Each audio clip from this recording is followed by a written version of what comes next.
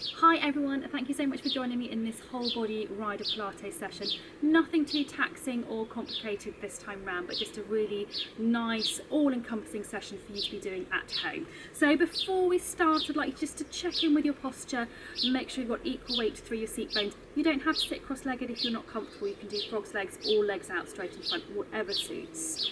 Then an elastic spine, drawing you up nice and tall, and a nice light head floating on the top. Then I'd like you to pop your arms across your chest and still keeping that equal weight through your seat bones. You're turning your shoulders from side to side, keeping your shoulders level as you go. So many of us have that slight tendency to collapse to one side, and whilst a lot of that is strength related, still a lot of it is down to awareness that we are even doing it in the first place. So practicing having that equal weight in your seat and level shoulders as you turn when you are off the horse means you're far more likely to be able to feel when you are not doing that when you are on the horse. Okay, relax your arms. Let's loosen off through your shoulders, nice big rolls through the shoulders. Always good to make sure you are relaxed through your body before you start any form of exercise like this. But also it's a really good one to do in the saddle before a lesson or before schooling, competing, anything like that. Okay, let's go onto your front, and we're going to start with the breaststroke preparation exercise. So I will probably be looking at you quite a bit so that you can hear me better, but at home I'd like you to be face down when you're doing this one. And you want to have your arms on the floor beside you, either palm down or thumb and index finger down. Bring your shoulder blades back and down so you lift them away from the floor, and lightly lift your tummy away from that imaginary puddle of water underneath you. You don't need to be right up here. What we're trying to avoid is you sinking down, pressing down and then locking up through your back.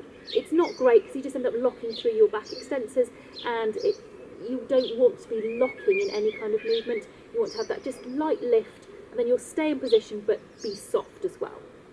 So shoulders back and down, tummy slightly away from the floor, pelvic floor onto floor 3. Then you're going to float your hands, reach for your toes and rest back down. Check in with your shoulders, tummy and pelvic floor, then float, reach and rest back down. If that's easy, you can add in your head so that you lift just a tiny bit off the floor with your head as you do that reach for your toes. Do watch that your legs stay relaxed. So sometimes you see this happening, that means you're sinking through your tummy and locking through your back and overusing your bottom muscles. So keep your legs relaxed. You want to be stabilising yourself through your tummy muscles.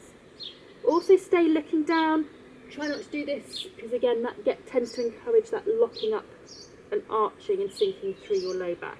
If that's really easy, you can of course do a few with your arms underneath your head, but again just watch that you don't then find you're lifting too high and then sinking down through your back. Let's do a couple more. Okay, then pop your arms wherever feels comfortable, and we're going to move on to the one leg kick. So you're going to bend one knee to about 90 degrees and you're going to pulse 1, 2, 3 times, then straighten. Bend the other knee and pulse 1, 2, 3 times and straighten. So you're alternating between your legs and trying to keep equal pressure through your headlights. So if you're not sure, pop your hands underneath your headlights, and then you can feel as you're doing this, are you basically staying equal, or are you, every time you kick, are you rocking from side to side? If you find that a little bit easy, you can add in the foot part, so you can do toe, heel, toe with each pulse. And then you can do heel, toe, heel with each pulse.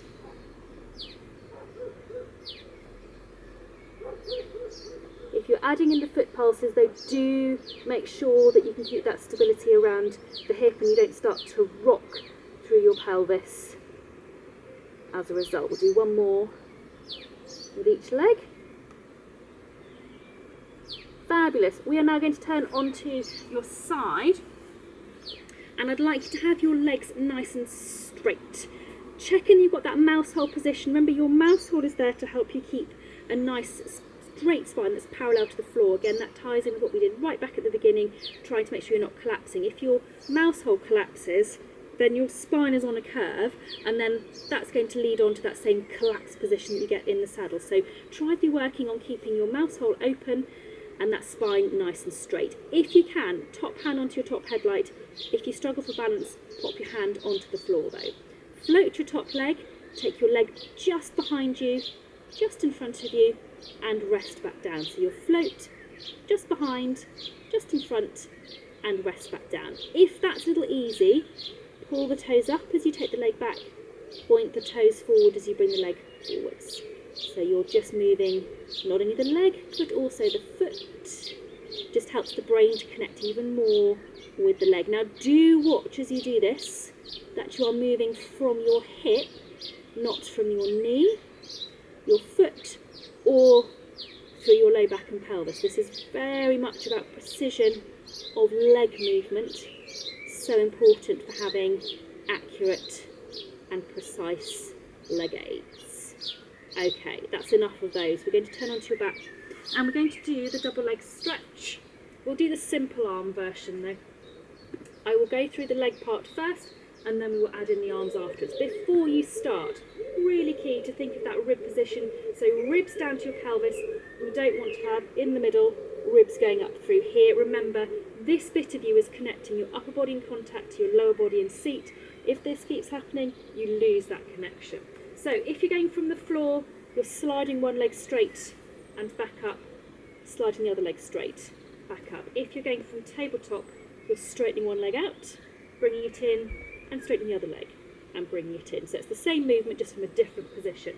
Then we're going to add in the arms, and you're going to synchronise taking your arms over your head as you straighten your leg and bring them back up all at the same time. So you've got both arms and one leg moving all together.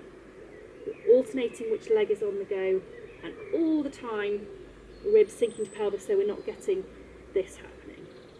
From a day-to-day point of view, it doesn't matter at all if your ribs go on the move, but we are thinking of that nice connection and control between your upper body and your lower body. Don't forget to breathe as well. And if I'm being really mean, this is a wine glass exercise, so the leg that isn't moving wants to stay completely still. Do one more with each leg. Super. Bring your legs down one at a time if they were up. We're going to turn onto the side that you've not yet been on and do those little leg forwards and back movements again. So, again, straight line down through your body, mouse hole open, top hand onto the top headlight if you can, pelvic floor onto floor 3 if you can. Float that top leg. It's going slightly backwards, slightly forwards, and rest down. So it's float, slightly backwards, slightly forwards, and rest down. If you want to add in the foot, it's toes up to go back, point the toes to come forwards. Toes up to go back, point the toes to come forwards. Still trying to move from the hip, so watching you're not moving through here, watching it's not just from the knee. Be precise that you're moving from your hip. Keep that mouse hole open, so you're not sinking down into the floor. Keep the movements quite small, particularly going forward, they don't need to be particularly huge. Okay, there's enough of those. So let's come up into sitting, and we're going to have a go at the leg pull from here. Now I appreciate if your shoulders don't like this, you might want to miss this one out. Try to keep your hands as far away from your bottom as you can comfortably get them. Pelvic floor onto floor 3. Lift your pelvis so you're opening your hips like a hinge, and slowly come back down. So it's pelvic floor, lift, and slowly back down. We're looking to control the movement up and control the movement down. Nothing too speedy. And I appreciate when you're in the saddle, the movement with the horse tends to be faster than this. But if you're not doing this sort of exercise too quickly, you do tend to find then that momentum is just taking over. And it's not so much you controlling it, it's the speed of the movement. We're going to do one more of this one. Okay, then we're going to go onto your hands and knees. And I would like you with your hands under your shoulders, your knees underneath your hips. You'll probably find this easier than I will because I'm on grass and you probably aren't. We're going to do some hip arcs, and this is all about precision of hip movement. Straightening one leg out, draw an arc on the floor with your big toe, draw an arc behind and tuck back in. Same thing the other way, so leg out, draw an arc, back in.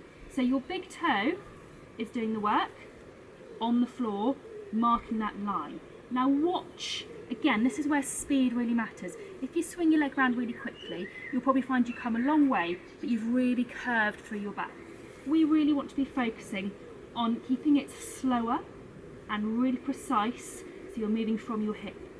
Your low back, your pelvis is nice and still and stable. You are moving through your hip.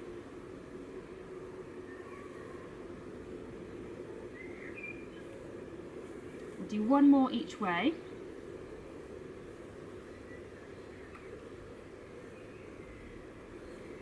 And then, staying in this position, we're going to do the thread the needle. Bringing one hand up, look at your hand, and then pass it through the gap on the other side. You can bend your elbow or not, it's entirely up to you. The same the other way, look at the hand as it goes up, pass it through the gap, and back down. So you are alternating from side to side,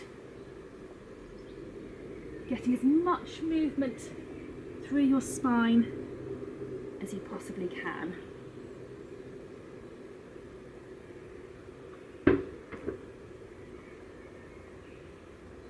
And do one last one. Okie doke. Then bring yourselves up so you are kneeling. I'm going to stay sideways on.